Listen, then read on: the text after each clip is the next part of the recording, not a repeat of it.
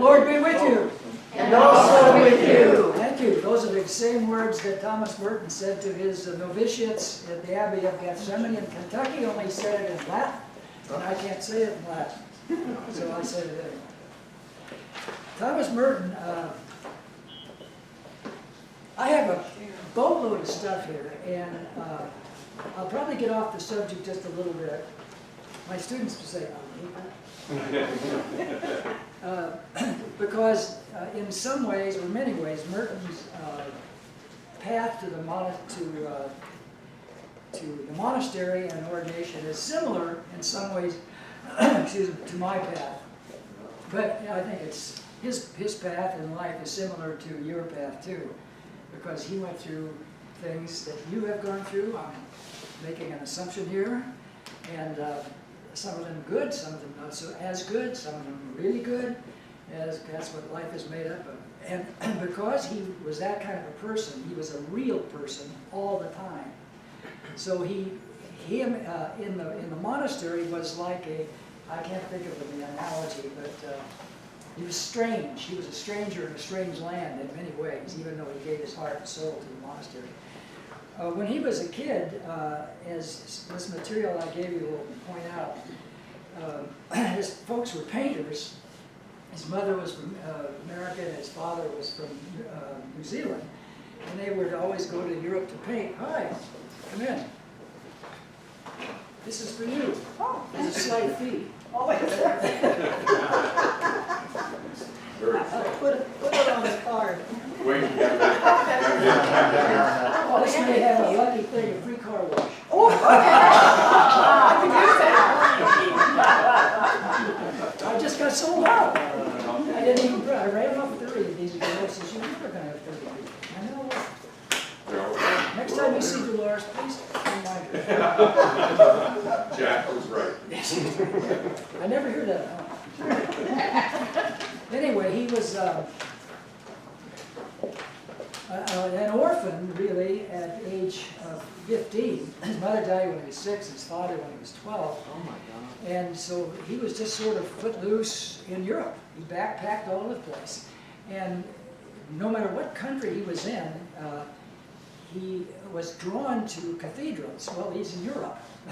You're not going to find hard-shell Baptists like my aunt belongs to in Greenville, Illinois, where I went to.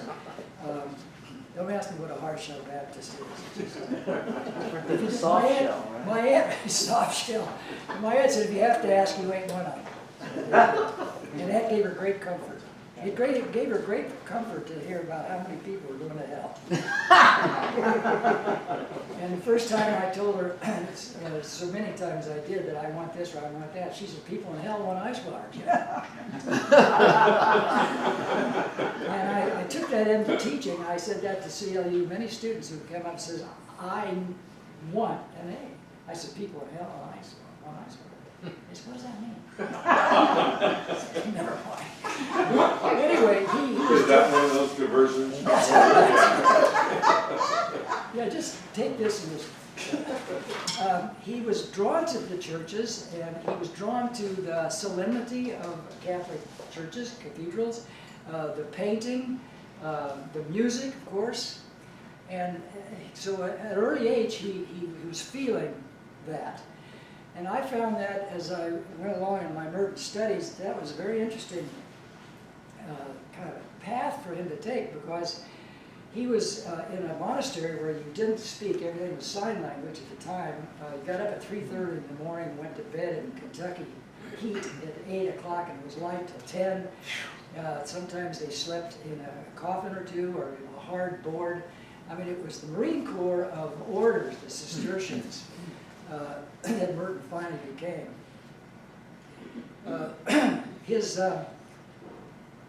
He loved girls, he loved hot jazz, and he liked to drink. And all-American boy. And he got in trouble many times. He was a very bright kid, although he was on his own, but he was just bright. He went to a boarding school in England, champion soccer player, He wrote essays on all kinds of things, and then at night he would literally tie his bed sheets to the bed, let himself down, and go down to the pub and drink some beer and hang out. Well, he did that for a while, and finally there was a dentist in London who was a friend of the family way back, and kind of took him under his wing and kind of gave him some money, and his grades were good enough to get into Cambridge. So he went to Cambridge, promptly got booted out. Too much drink, too much girls, too much falling into the Cam River at all hours. And so they booted him out, and he went back in disgrace to New York, where his grandmother lived. And that was that. And she said, Tom, you gotta get a job. It just sounds familiar. And what are you gonna do? She said, why don't you take the train down to New York City and go to Columbia, take a class or something. So he had nothing else to do. He was at loose ends, so he did. And he walked into a class that he thought was econ or history, I've forgotten which, but it wasn't. It was English literature with Mark Van Doren, a Pulitzer Prize poet, and later became a very, very, very close friend of Merton. And he was so taken with Van Doren's teaching, talking about the greats, Shakespeare and Milton and so forth, and the way he taught it had a great impact on him. So he immediately became an English major and eventually got his master's there. But he still had this church thing kind of going around in his head from his youth backpacking in Europe. So one day he was on the way back on the train, somebody handed him a book to read on the train. And if I remember the title correctly, which is getting less and less obvious, something of Christian medieval, the history of Christian medievalism, it's close. I can't imagine a better trained book to read on medieval Christianity. But he was looking at it, the train was going, and he opened the window to get some air, and he turned the first page, and it had the imprimatur. The church, hi, come on in. Wait till I tell Dolores I actually ran out of those. Yeah. And I left a few at home. Here, I'll pick and I can share. Okay. There's one, they're sharing too. Oh, that's okay. Now you Are there chairs enough? They're chairs, yeah. Okay, super. That's good.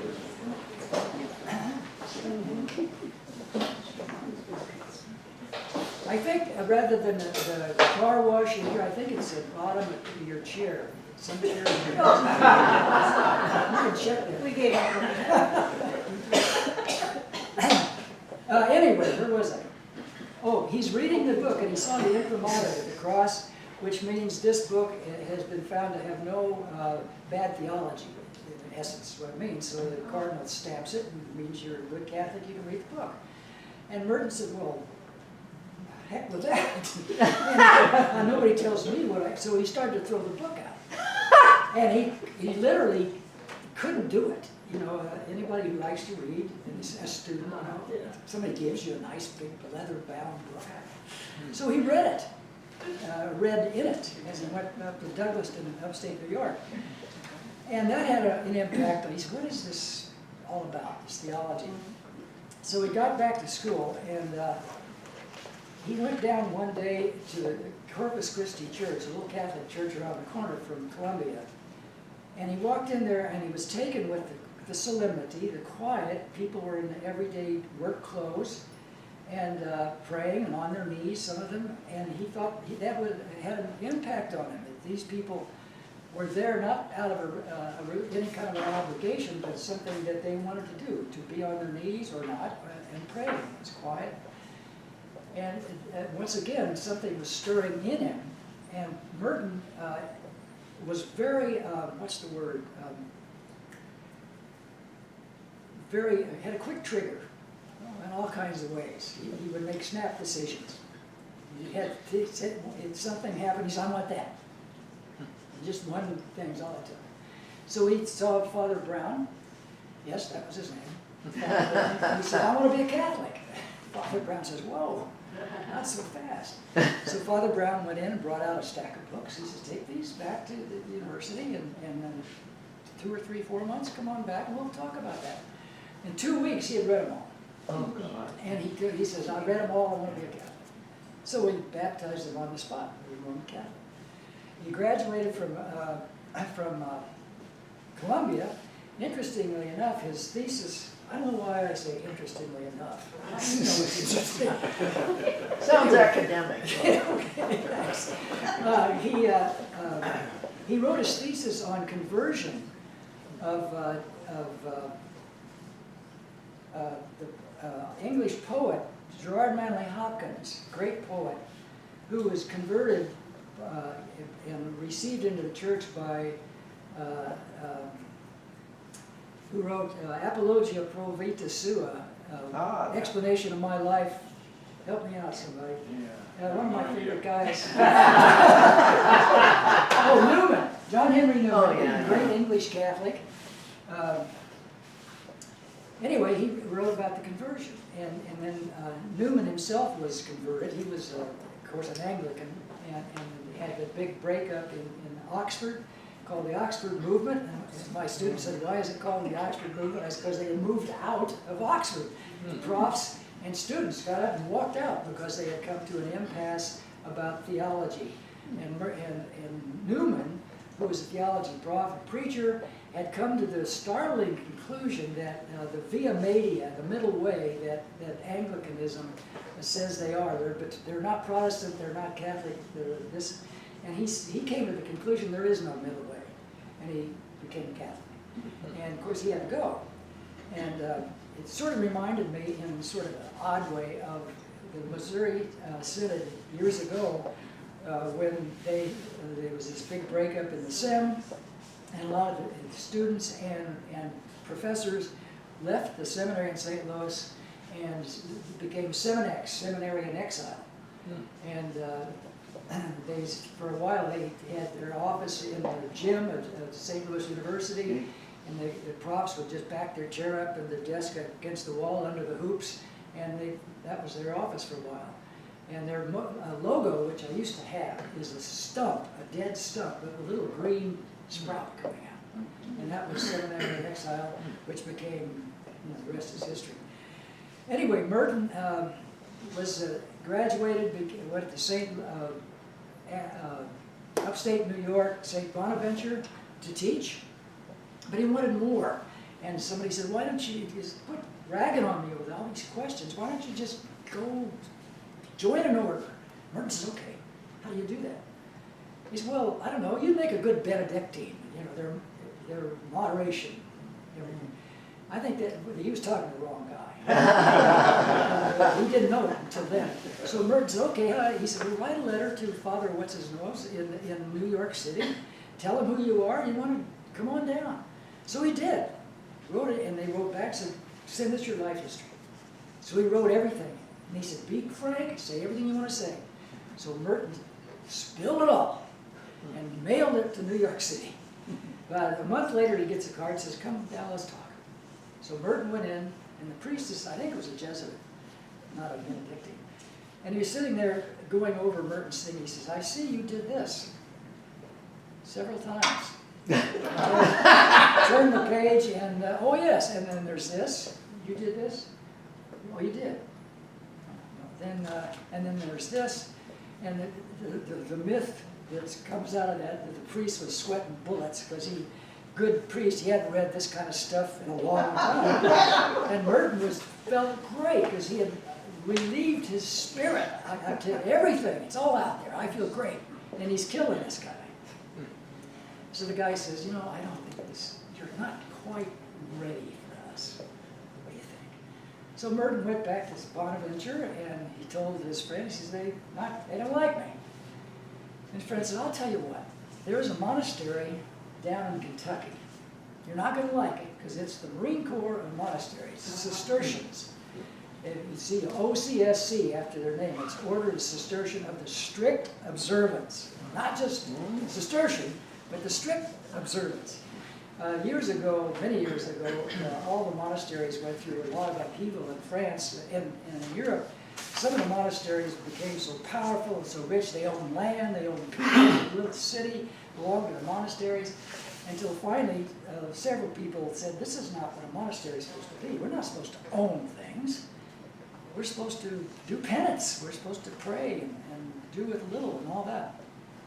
So there were some champions of that, and one fellow's name was D. Rancé in France, and he sent some monks to the States to try to find a monastery, and the rest is history. He was Cistercian, only now it's the strict observance. They even went one step. No, not only are we going to get up at 3:30 and pray and not eat and faint and die for Jesus in one day, but we're going to do this too.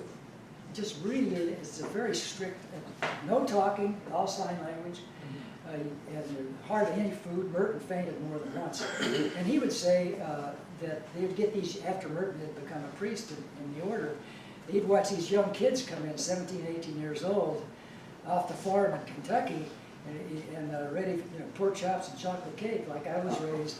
And here I can't eat.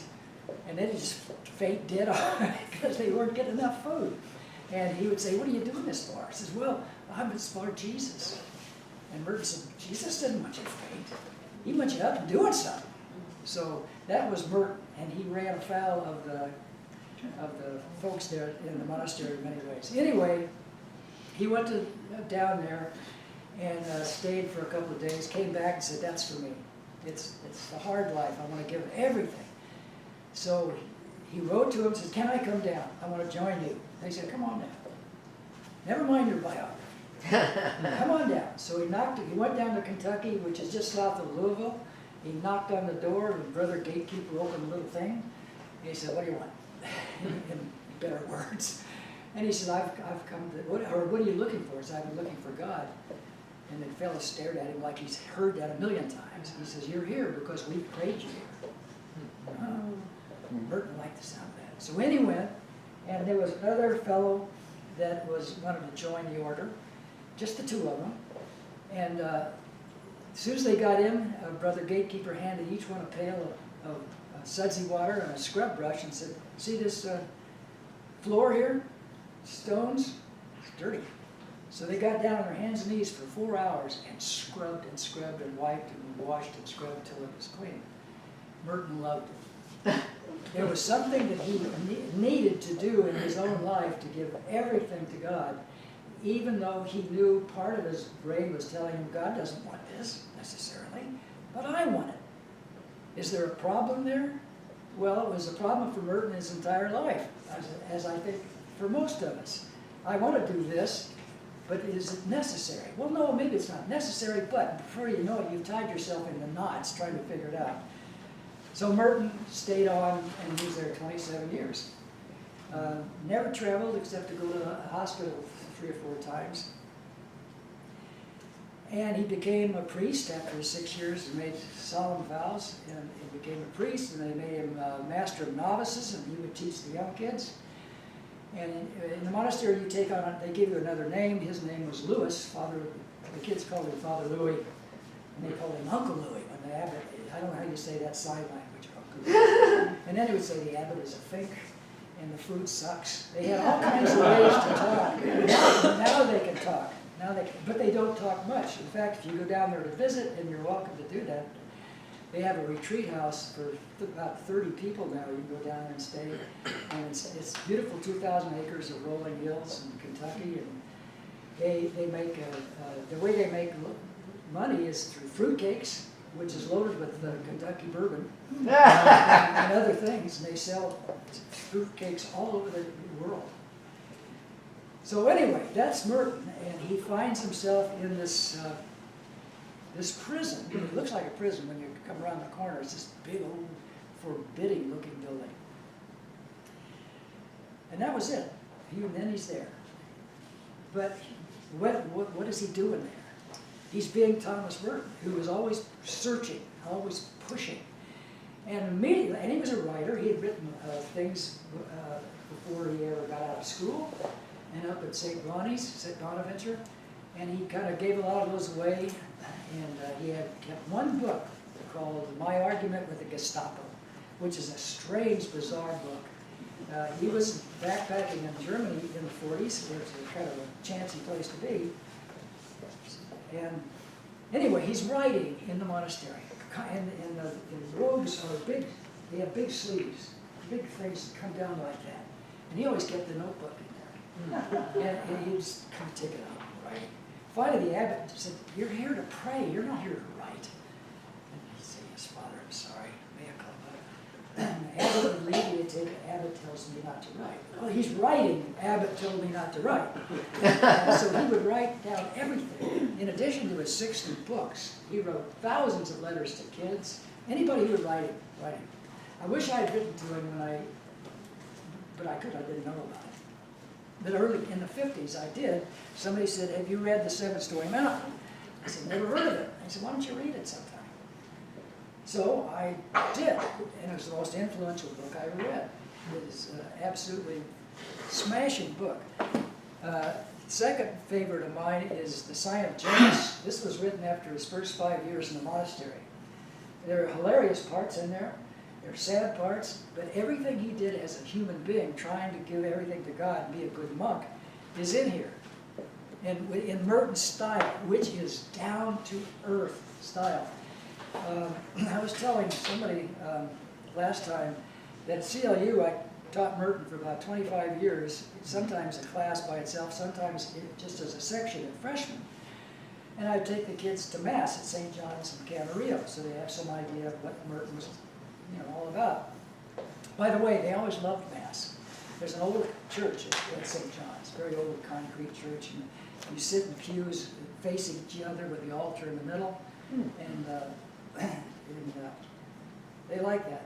At the end of the year, I would ask them, a little questionnaire, how'd you like the class, which book? They had history, they had poetry and fiction and nonfiction and plays, and Merton was one of them.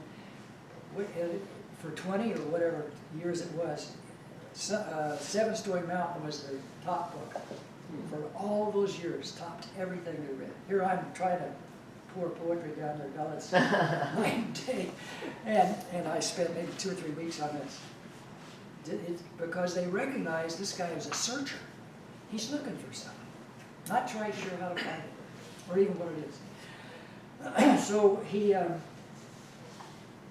it didn't take long for he the first a couple of 2 or 3 years. Then he wrote Seven-Story Mountain. He sent it to a publisher, sent it to a friend of his, who took it to a publisher, Harcourt Brace in New York City. And how that got past the Abbot, I don't know, because Abbot read everything coming out, coming in. I wrote early on to the Abbot down there, when I read the book, I said, I want to talk to Merton, because he was dead. No, he wasn't dead, but he couldn't talk. Same thing, they said. And the Abbot said, "I'm sorry, Father Merton is not allowed to write. They only write twice a year on a 4x6 card, and everything is read, coming and going by the Abbot. But I assure you, Merton needs no need to look further. He has found what he's looking for." And he says, "Best to you and your lovely wife." I don't know how he knew that. He says, and this is the Abbey of Gethsemane ending. "All for love, through Mary," spelled T-H-R-U. "All for love, through Mary," with a smile. That's what the end, it's a stamp. I can stamp that on there. So that piqued my imagination even more. So I kept reading Merton and kept reading Merton as much as I could. Till finally I went down there for a retreat, and it was a mind-blowing experience. And don't ask me why, because it's one of those explosions that it's a soft explosion. It's only inside. And it lights you up somehow, but it's not something you broadcast too much. But anyway, it was a great experience. Now, I'm open to questions as I go, because I have a bunch of stuff to say, and I always run out of time. How long was the retreat? I think a week, thereabouts. I flew down, I had gone into where I was from, Greenville, Illinois, 50 miles east of St. Louis. I knew you'd want to know that. The farm. And I took a bus down to Louisville, and then one of the brothers picked me up at the airport and brought me down there. And it was 10 o'clock at night when I got there. So he let me in, and the father, forgot who, guest master met me there, and he says, welcome. He says, there's nothing to eat. There's, kitchen's closed. It's 10 o'clock. I said, that's all right. And he turned around, he said, he opened the fridge. He said, well, there's an apple and some cold macaroni. I said, that's great. And he brought it out, and he started to walk away. And he says, Mass is at 6 a.m. And he says, by the way, I'm not Lutheran. I said, I'm not Catholic. he chuckled off. So at 6 o'clock, you're supposed to wake up at 4, 3:30 or 4, whatever. So I set the clock for 4 o'clock, 4:15, whatever. I had my books. I was supposed to do readings. And within 5 minutes, my head hit the desk. And I was out. I slept 20 minutes with my head on the desk. I said, I can't do this. So I opened the book, doze off, and I finally scuttled out in the room, down the hall, and up into the church, into the balcony where there were some 3 or 4 farmers, because it's a working church, and some priests in soft clothes, as they say. In other words, they were out in uniform. And I was sitting there, it's cold, and the thing was all lit up by candles, looking down, and all of a sudden I hear this shh, shh, shh, shh sound. I thought, wow, it's like the sound of wind through wheat or something. And way down here on the corner, it came a line of monks with their robes. They all had sandals, and I swear they all had beards, and their hoods on, and with candle. And their robes. Nobody's counting cadence, but it was. And they all took their place, and it was my hair on the back of my neck. I don't know why the back of my neck. It was the only place left. And so they took their place, and it was. Then they went through the Psalms. They sang the Psalms, and then it was time for Eucharist. And brother, whatever his name was, I met the first night, came up with a server with communion for the Catholics. And he knew I wasn't a Catholic, but he gave me communion. He says, the body of Jesus. And just looked at me. That was a great experience. He didn't care. He just broke through, centuries of you can't do this because nuts to that. Well, that's the way Merton was. He was always searching for the why and why nots in his life. So where was I? Anyway, he was there a long time. He had health problems. They wouldn't let him out of the seminary, out of the monastery. He takes one of the vows, chastity. No, not chastity. That's part of called conversion of manners, which includes chastity and something else which I forgot. But it's all written down in here. He had made those vows, and stability. Once you join, you just don't go off somewhere. Well, Merton spent his 27 years wanting to go off somewhere. He always wanted to go somewhere else. And so he was out of the hospital, in and out, until finally the abbot, and he and the abbot had horrible fights. The abbot was very strict, and he had a tiger with a tail, Thomas Merton. He was an artist. I mean, he's a writer.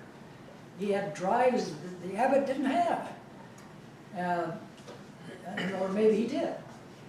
But they got a lot of battles. Curiously enough, which is different from interestingly enough, the abbot became Merton's confessor, and Merton was his confessor. And here are these guys like bull goats, and yet they confessed to each other. I don't know how that worked. But Merton was always pushing the edge, and they finally let him publish Seven Story Mountain. It sold thousands of copies within 3 days. Now it's sold over 1 million copies in 15 different languages. When Dolores and I were in England, Scotland, Wales, Ireland, we're looking for Cistercian abbeys, which were all in ruins. And we did a lot of those, and I met some people who knew Merton and so forth. I had a point there, but the point is gone. Never mind about the point. We go on. It was something about going to Europe to talk to these people. I will tell you the one about Ireland, and you'll appreciate this. We found off road to the monastery, and went by this little stream coming down, and there was the Blessed Virgin statue there, and trucks with bottles, and people with cans and bottles were going up into the woods there and filling up their thing with water. And one guy had a whole truck full of water. And we stopped and looked at that and went up to the monastery. I met Father, what's his name? And he said, welcome, Jack, you're a Merton lad, are you? And I said, yes, I am. He said, so am I. He said, we'll be fine, he said. And I said, well, what's the water? He said, well, it's holy water. I said, oh. I said, well, they're bottling it up like crazy. Oh, yes, it's a big seller, he says. And he says, yeah, and they had all the trinkets out there, the crosses, the things that, glow in the dark. You stay in the dark for 2 weeks and watch your. And they had the beads, and then there was a whole list of trinkets. And I thought it was a bit much, a little cheesy. And he says, well, we sell this, don't you know? I says, I do know, yes. He says, the Irish love it. They just eat it up. And he's got his beads in his hands. He was a good guy. I forget, Father Murphy or somebody. But we got along famously, and I got to talk to the monks and so forth. Interestingly enough, very few of them were reading Thomas Merton. I found 2 or 3. I finally said, what about Merton? Oh yeah, I read him. Oh. See, for me, he was like right here. For them, they had gone through Merton as students, I guess, or young clerics, and they'd gone on. I guess I just never went on. I should. I went on a little, but not much. Anyway, Merton finally was allowed to travel because the abbot died. God rest his soul. And yet the new abbot, he was a younger guy, and Merton just talked to him one day and said, I've got an invitation to go to Bangkok, Thailand, to talk to the religious over there.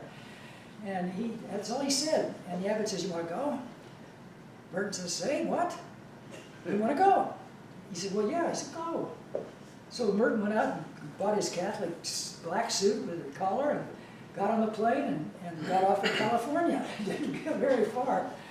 And he up on the coast, the north coast. He said, this is a great place for a hermitage. I can still be a monk of Abbey of Gethsemane, but I'll live up there for a while. 6 months or whatever. What do you think, Abbot? He's sending notes back to the abbot.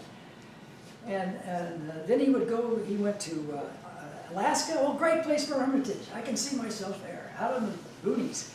And then he went to various places. He met the Dalai Lama finally, and the Dalai Lama was shocked to find a Westerner who understood Zen and Buddhism. And in fact, one of the guys, I forgot who it was, referred to Merton as Sanjay, I forgot the second word, which the enlightened.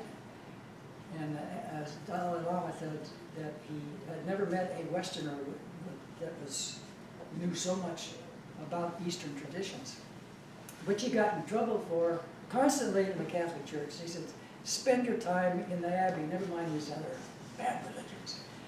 Well, his last trip before he got to Bangkok, I got a picture on the very back of the reclining Buddha in Palanarura, which is now a country called something else, I've forgotten. And these great big, huge, massive stone Buddhas. And I wish I could find it, I don't have time to find it in the book. He took off his sandals and he says, I walked barefoot through the wet grass to the great Buddhas. And now I'm paraphrasing, but it's pretty close. He says, at last I knew what I had been searching for. It had come clear. So he had an epiphanic moment right then and there, a shock of recognition, looking at Buddhas. We don't know what that was, because like all epiphanic moments, it's a personal thing. It's like falling in love or hate or something. It's a personal thing. It's hard to discuss. But the Catholic Church climbed all over him, said, if you're going to have an epiphanic moment, a religious awakening, don't do it in Buddha land. Come back here and do it in St. Marcus or whatever. Well, Merton tried to tell him, you have it where you have it. You're spoken to. Anyway, he went from there to a compound, like a YMCA type compound in where did I say it was? Just a Bangkok? country. Bangkok? Bangkok, yes, thank you. And he was talking to the religious. I've got film of some of his speeches. He was, of course, fluent in French because he was born and raised in France, southern France, near the mountains. And he knew Italian. He studied Italian at Cambria, and Columbia. And then he knew Spanish. And so he would break into these languages depending who he's talking to. It's beautiful to watch, especially in French. And after a while, he said, well, I think I've said enough, so why, and it was very hot, so why don't we all just take a break and go and have a Coke or something? And those were his last words. And he went back to his villa and took a shower and came out with a towel around his waist, went to his room and turned on the electric fan, and that was it. Lights out. And dropped dead. And and then one of the films I've got, I think it's probably the one you've got, Steve, maybe, they had a service right then and there, and they flew his body back in the belly of the C-47, which is, as many think, ironic, because we also had a lot of body bags from Vietnam, and he was one of them, and he spent the last several years of his life fighting against the war in Vietnam, and he was a close friend of the Berrigan brothers, who got in all kinds of trouble in those years for burning their draft cards, and etc. And the Catholic Church pummeled him for that too. You are here to pray, not to write essays about the war. That's not the business of a monk. And he said, what is the business of a monk if it's not peace and freedom? So he wrote tons of stuff. They said, no, you can't do it anymore. That's it. If you're a good Catholic, you obey. He said, okay. So he sent them to his friends, and they published them. So by this time, he was gone. And but they buried him monk style with no coffin, just plain ground, and a little metal thing. And when my room, when I was there, I look out, and I couldn't sleep because I was excited, and the moonlight was down on these little metal crosses. So I crept down there in the moonlight, looked around, and sure enough, there's Thomas Merton, Father Lewis, there with all the other monks who died there. Okay, there's a ton more stuff I could tell you, but Maybe I'll take this time to go out and to Yes. interrupt yeah. and say, we love Jack's teaching, right? Yeah. I'm going to go back into worship, but thank you, Jack. And I'll let you can continue. But so an advertisement next week is Pastor Tim's teaching on one of his favorite authors, Dallas Willard, which we don't hear too often about or from, so that'll be interesting next week. And then 2 weeks, are you up, Eric? I'm ready. 2 weeks from today, Eric Berg speaking on Bono. So that'll be, you gonna bring some music? I hope so. Okay. And then 3 weeks from today, on August 26th, the Prue team will share stories and photos in here. So that's the month. That's this month. So thank you for Exciting. often with a great beginning for our month here. Thanks, Yeah, Jack. good pastor. Someday. When is Ed going to do Mother Teresa? Well, we're working on a Sunday, and the month of September is wide open. So Jamie's going to take one, Ed will take one. I think Addie's going to take one. So we'll figure that out. But thank you. Yeah, I'm glad he was here in worship this morning. Ed Cloak was. He missed his session. Yeah. Oh, Yeah. okay. Okay. Thanks. Thanks for all your. Well, this probably was no work. You've been teaching this for so many years. But thank you for today. Thanks. Yeah. Thanks. Yes. What were his solutions to advance mankind, and what were the results of those solutions? Good question. He wrote tons of essays on peace, freedom, and I don't think he talked, before he ever became a monk, before he became went to the monastery, he wanted to give himself in some way. So he went to New York City and joined a Catholic worker kitchen. And for a couple of years, he handed out food and worked there. And realized that wasn't quite it, and so he kind of worked his way in. So I think the salient feature of his life, if there is only one, and I think there's more, but he was one of the times they let him out of the monastery to go to the doctor in Louisville. he was at the corner of 5th and Main, I think, or 5th and something, and the street was full of people coming and going, and horns honking and lights flashing, none of which he had at the monastery, where it's deathly quiet. And something snapped inside, and he suddenly realized that all of these people, white, black, yellow, brown, whatever, all were one. And he was one. And that was another one of those Zippo moments. And from then on, he just cranked it out even more, writing about peace and getting along and all of that stuff. How did, again though, how did he advance mankind, and what were the results of that? Oh, the second part of that question is a killer. Given the news today, of course, I can imagine somebody standing here 100 years ago saying, given the news today, right, and 100 years from now, given the news today, how does anybody advance anything and be sure of it? I think what you do is you do what you can, as you can, a day at a time. In family, out of family, in church, out of church, whatever your job is, we're many people inside of us, and parts of those things shine and other things are dim, and then that'll come to shine. We are just kind of a facet of life. And I think what comes of it is you leave it to God. Of course, most of us, at least I have trouble with that, and Merton did. I don't want to leave it to God, show me now. But their life is a life of prayer, to be a monk. All these monks way back in St. Athanasius, back in 1500 years before Christ, all living in the sand in Egypt somewhere. What are they doing? My aunt, when I got back to the farm after my retreat, she said, "What are you doing down there? You're monkeying around with those monks again?" I said, "Yeah." She said, "What do they do?" I said, "They're praying for you." She said, "They're not praying for me." I said, "Well, yeah, they are." She said, "They don't know me." I said, "They don't have to know you. You're a human being. They pray." She fixed me to that eye like that, you know. And she says, "Are you saved?" I said, "Yeah. Guess." Oh, I shouldn't have said that part. She said, "You guess." And then she said, "Come on, Luke." Her husband, Luther, my Uncle Luke, he's watching TV. She said, "We gotta go. Jack, there's a cake in the oven. Made it for you. Eat it." He goes to the door, and I said, "Where are you going?" She said, "We're going down to the church. Help little ones hit Froggy."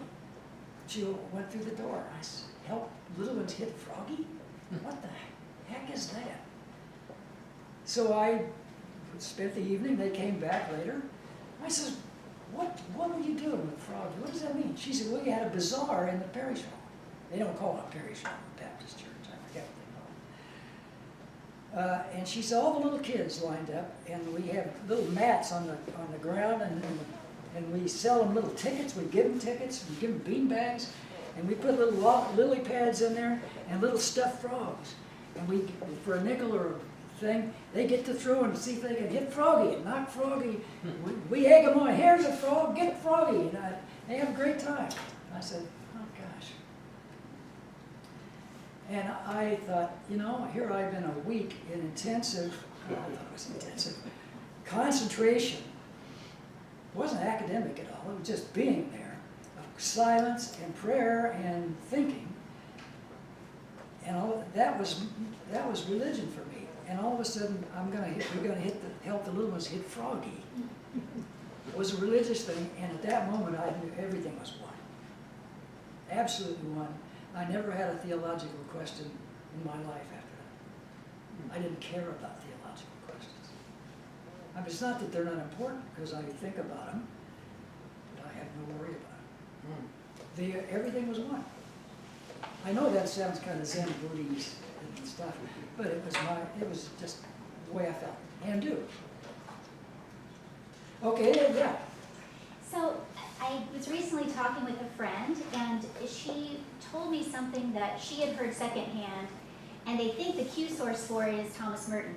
And I'm wondering if in any of your readings you've come across it, because my research has yielded nothing, and I'd love to know where it came from.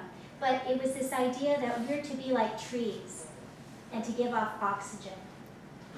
And this idea that, particularly as you were saying, look at the news today, 100 Yeah. years ago, 100 years from now, Yeah. but this time of a lot of division on so many levels, and what is our role as we look at our faith and how we live that out, and how can we be like trees, people that people can come to, and that we have this sense of we're the type of people that give off oxygen, that we can give off a life-giving presence that isn't there to judge, that isn't there Yeah. to, but do you know what I mean? That, I that do. people can be enveloped in something of God's grace. And so anyway, I thought it was a beautiful image. And she said, yeah, I'm pretty sure it's Thomas Merton. Well, it And may I'm, be, okay. I don't know. Well, It's- we're, yeah, no, I so, don't. But I just heard it recently within the last 2 weeks, so I can't think of where. Did Jamie by any chance say anything about that over at Jack Kennedy's party? I don't know. I wasn't there. just recently read that. Okay. We're like people, we should give off oxygen, like, I don't know where I read it. I must be doodling around. Okay. Yeah, I think she did say something like that over there. yeah, okay. It's not Merton as I know it, but I'm no Merton scholar, I just know stuff about it. Anything else you'd like to know about the money? Yeah. Yeah, I'm curious what your opinion would be in terms of, he seems like a character who is out of his own sort of drawn to order. And if he needed the sort of rudder of Yes. maybe even extreme order Yes, to either propel himself off of, or yeah. am I misreading? No, he, exactly, I think all of his life, he regretted things he had done as a kid, and don't we all? Never got over that, and at some point in his life, it was discovered that he had fathered a child in London, and she and the baby were killed in the Blitz.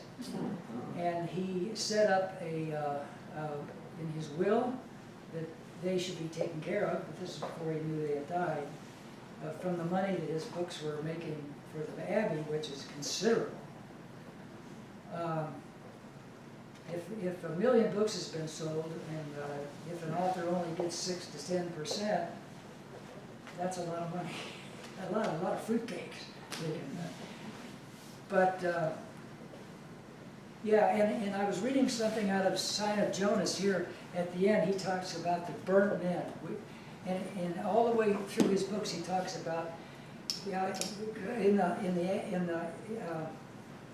in the Abbey, the idea was to take away who you are, shuffle like in the service, you don't do this, you're not this, you're not this, in fact, you're nobody, and we'll make you who we want. That kind of a thing, only on a theological level. And it's like burning stuff, the chaff away. And he felt that personally. And so that line, that word runs through a lot. And the other word that comes up is clean. A clean this, a clean that, clean, and burnt. And he finally calls, at the end of this book, talks about the burnt men of Gethsemane. One of the ways that, at least in his day, and still do to a lesser extent, is the way of via negativa, the negative way. You find God not through consolations. I need to be consoled, so I need to have a picture of Jesus here, and the apostles here, and there's Mary with the baby. None of that. At that time, there was none of those pictures in the Abbey. The idea you must work your way through darkness and give up the idea of anything and concentrate on God and go right through the darkness. It's not my way, but a lot of people have done it, and they were almost all mystics. St. John of the Cross and St. Louisa of Oxnard, and a lot of mystics. Merton, I wish I could think of the Catholic guy that Luther was so fond of. It was also a mystic. The idea that you can find oneship, if that's the word, with God by denying everything else around and just concentrate on that. Guilt, thoughts, worries, gotta get rid of it. I don't know how you do that. I live with those like a great big 100-pound sack that I walk around with. There was a movie years ago, it's one of my favorite movies, It wasn't even a great movie, but it was called The Mission. Ah, I saw that. Yeah, it's worth, huh? Excellent. Yeah, his mission, the fathers, I forgot what order it was. They were sent, is it Peru or, I forgot. Somewhere down And there. the themes. I forgot. Anyway, they're way up on this escarpment, way up, and they've got this, the Indians have magically become Catholics, of course. And they send a papal delegate to find out why two countries are claiming that. And naturally, it's political, church politics, the upshot of which is, you gotta go. And the actor, I forgot, Jeremy Irons, was excellent as Father so-and-so, refuses to go. And the other, he said, well, you're gonna get wiped out by these battles. And they do. In the movie, a man, it's played by, who's the hard guy in movies? Italian, very rough. Oh. There's only two. Oh, De Niro. De Niro. Robert De Niro is in the movie. He's a swashbuckling guy with a sword. He comes home and finds his wife in bed with somebody else. He kills him. I think it's his own brother. Yes. And all of a sudden, he's overcome with guilt. And you want to say, well, hello, if 60 seconds before that, maybe you should not have skewered your brother. But he does. And immediately he realizes. So he goes and lives in a little kind of a cave off the Via Dolorosa or whatever, and just broods till finally somebody roots him out and said, go help the brothers up there. Do something with your life. So he said, I'll do it. So they're off to this journey up this impossible 1,000-foot thing, and here he's got this humongous bag clanking full of his armor and everything that he was. And they look at him, what are you doing? You can't take that. I must weigh 200 pounds. And he crosses streams, he goes up vines, clanking, and they're all looking at him, and it's just horrible, but that's his penance, you know. Gotta do it, until finally one of the natives takes out his knife and goes zip, and it goes 1,000 feet down into the water. And he goes, oh. And from then on, he opens up and becomes the captain. It's a great movie. Question?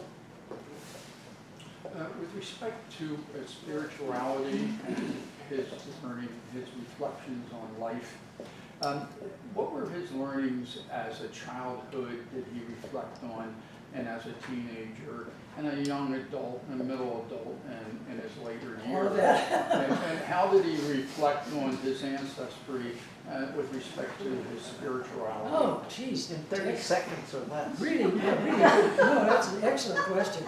Excellent question. And all I can say is from my reading, I would say very little. He doesn't say much at all. He just lived it, and I think he'd like to put it behind him, a lot of it. But he never gave up his taste for hot jazz and for good scotch or bourbon, whatever handy. And that leads me to talk about Margie. But before I get to Margie, he became such a Zen scholar, and that Daisetsu Suzuki at that time was the leading scholar in Zen. And he knew Merton's writing and wanted to meet Merton. So this new abbot let him go to New York City to meet with Suzuki. But and the abbot says, you can go and talk to him. Don't leave your room. You can't drink. You can't go downstairs. So he and Suzuki sat and looked out at Fifth Avenue or whatever, the cars and the lights and the jazz coming up, and talked Zen. I think they talked about a lot of other things besides Zen. But he didn't reflect on back, at least in my readings, at all. That was part of the burning away. I had something else to tell you about Suzuki that's gone. At one point, oh, this is kind of funny. At one point, the abbot had it with him. This is before the abbot died, obviously, and was really trying to crack down on it. But Merton, by this time, was so famous, it was hard. Merton was gone. You know, he was gone from the abbey while he was in the abbey. They couldn't control his mind or his writing. And so the abbot said, you're giving him a bad time. Well, one day a big box arrived, and the abbot sent for Merton. Merton goes and kneels down in front of the door and waits for the light to come on to enter. The abbot keeps him there for about 10 minutes, kneeling down. The light comes on, he goes in. He says, you have this box, Father Merton. I will now open it. So Merton's looking, the guy's opening it. And he takes the tissue paper, he takes out this beautiful stole. John the 23rd sent him his ordination stole as a gift because he loved Merton. The abbot saw that and said, "Oh, don't mess with John the 23rd." And I don't know what Merton said, but I can imagine he was very quiet and circumspect. You know, just tucked that thing in his sleeve. But yeah, the Catholic Church as a church came down on him a lot. But Pope John the 23rd, he was a good pope. Liked him. He had back problems, teeth problems, all kinds of, some of them psychosomatic, some of them real, back was real. Finally went to the hospital again, and in came a student nurse, and her name was Margie. We don't know her real name or who she was, thank God. You imagine what the press would do to that. And she took care of Merton. She would bathe him and take him for little walks, try to limber his back up in the garden. And they saw each other daily for a couple of weeks, and they became very good friends. And he went back to the monastery, and after 2 weeks, he told the abbot, "Oh, my back is kind of sore." So he goes back, and sure enough, there's Margie. They take more walks, and they fall in love. And they really fall in love. I don't know why I say really. You either are or you're not. But he said, well, at some point, the relationship did whatever it was going to do. And he'd go back to the hospital. Well, you can only do that so many. The abbot say, "God, your back's hurting again." So they were so much in love. They really, oh, speaking of Bono, that made me think of it. This is tangentially like it. Margie and Merton loved Joan Baez. And it has, I don't know what that has to do with Bono, music. And she sent them some of her music, and he would, set of bongos, and he would be up there in his hermitage about a mile away from the abbey, and he'd be playing bongos, and that would float down to the abbey, and the abbot would say, "Oh." So anyway, it came to, they said, "We can't see each other again, because he's taken his vows, and can't give up his vows." She says, "I'm engaged to a young man in Cincinnati, and I can't break that off. So this is goodbye." Okay, and he goes back. Well, a week later, he's back in the hospital, and they're in love again. And this goes on for a while, until finally he's being ripped apart, As you imagine, you can only, I think most, I won't call it an affair because it has too much nefarious tinge to it. I wish I had a better word. But I think relationships very often fail because of their own weight. There's just so much history and weight to them that it kind of collapses you from inside. And Merton was collapsing, and so was she. So they finally said, "That's it, for good now." Okay, so week goes by, 2 weeks, and he's dying. So he goes down to the gate. They only got one tree, telephone. So he grabs the phone, dials her number. "Hi, Marge, this is Tom." I'm in, whatever he's going to say. Well, Brother Gatekeeper, who also was the phone guy, is plugging things in and out, and he plugs this in, and he hears Father Merton's voice. And as a good little fink, he listens. And he says, "Oh my gosh, I got to go tell the abbot." So he tells the abbot. Somebody should have put a hood over his head, but maybe it's for the best. He tells the abbot. Next day, the abbot sends for Merton. He says, "I know all about Margie. It's over, isn't it?" And Merton said, "Yes." And that was it. I think they met once after that, and a couple of letters, and it was over. But it was, from my reading, and I found a book of poems that he wrote to Margie. It's beautiful, beautiful poems. It was for sale at $250. And I said, "What is it? This is not the Bible here." And it had just come out, or it was the last of its kind or something. And I remember standing at the bookstore in Louisville. I called Dolores. I said, "They got this great book. It's $250, and it was a pause. And she said, "U.S.?" I said, "Yeah, U.S." She said, "Buy it." I said, "Thank you, Jesus." She says, "No, thank you, Dolores." So I got the book. Anyway, so these two books, That's, if you never read anything else by Merton, Seven Story Mountain and Sign of Jonas, this is hilarious. There's a section in here where he never learned to drive, by the way. And one day he comes out and there's the Jeep, belongs to the Abbey. Keys are in it. So he gets in, turns it over, didn't know how to do that, and it bucks and it does this and that. He finds the gear shift and off he goes. He backs into the chicken coop, tears up the garden, and away he goes through the hills. He's gone for an hour, running over things, gets stuck in the mud. Finally makes it back and smashes into the Abbey. The Jeep is a mess. And he says, I love you, he says. Everybody and people say, shh, shh, do it by sign language. He felt so exhilarated. The next day, the Abbey put a sign up, do not, under any circumstances, give Father Lewis the Jeep. he just wrote that. But anyway, interestingly enough, what pushed me over the edge was this into the ministry. But his bad book, he wrote all these books and he kept a record. I gave myself a 10 on this book. I think this was a 9, this is maybe a 6. He just one book way down here was at the bottom. My worst book. It's a religious book. The Bible?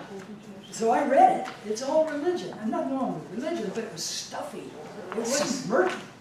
But there was a line in there.